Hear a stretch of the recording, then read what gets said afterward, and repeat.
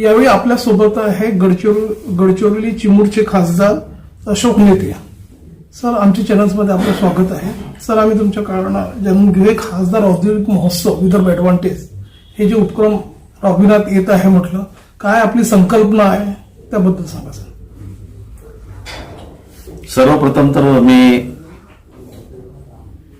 माझ्या वतीने गडचिरोली चिमूर लोकसभा क्षेत्राचा खासदार म्हणून सर्व जनतेला नवीन वर्षाच्या खूप खूप शुभेच्छा देतो आणि हे नवीन वर्ष सर्वांसाठी सुख समृद्धी आणि भरभराटीत जावो असं ईश्वर चरणी प्रार्थना करतो.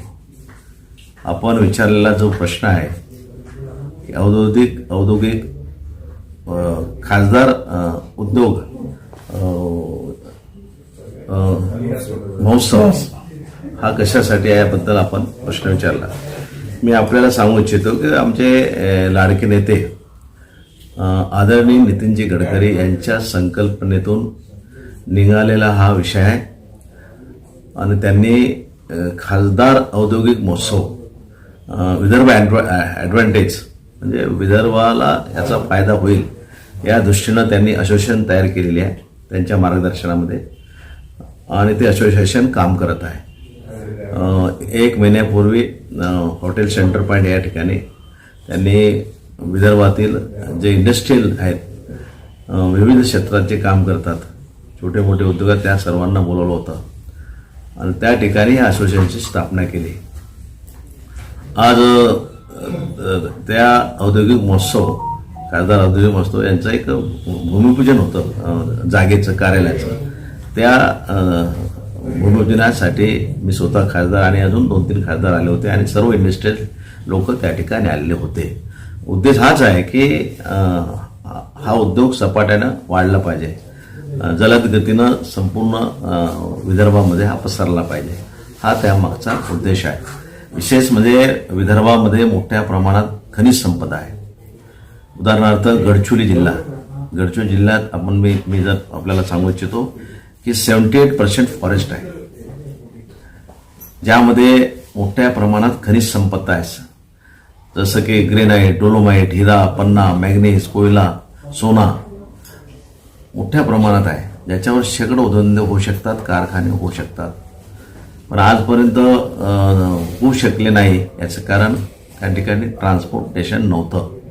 1927 गडचिरोली येथील एटापल्ली तालुक्यातील सुरजागड येथे जमशेदजी टाटा येऊन गेले. भारत यात्राची मोहीम सुरू आहे, त्यात बरेचशा कल्याणकारी योजना आहे जे केंद्र सरकारची लोकांना माहिती पाहिजे, त्या ठिकाणी सर्व फिरत आहे म्हटलं, ती मोहीम राबवली जाते, त्यावर आपला काय मेसेज राहणार?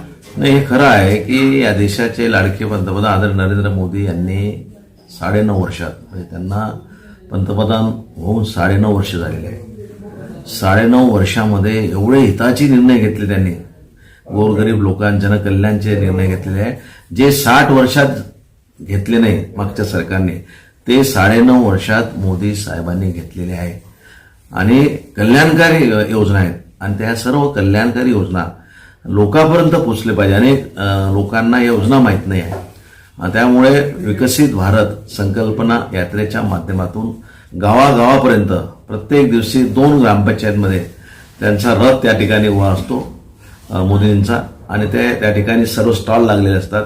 जवळजवळ 17 योजना तर भरपूर आहेत, 176 योजना आहेत. कमीत कमी महत्वाच्या 17 योजना या लोकांपर्यंत पोहोचल्या पाहिजे आणि लोकांचं आय इन्कम या माध्यमातून डबल झालं पाहिजे, त्याचं उत्पन्न डबल वाढलं पाहिजे, हा मोदीजींचा उद्देश आहे. आणि म्हणून त्यांनी संपूर्ण देशामध्ये संकल्प यात्रा काढलेली आहे, विकसित भारत संकल्प यात्रा आयोजित केलेल्या आहे आणि सगळीकडे जात आहे.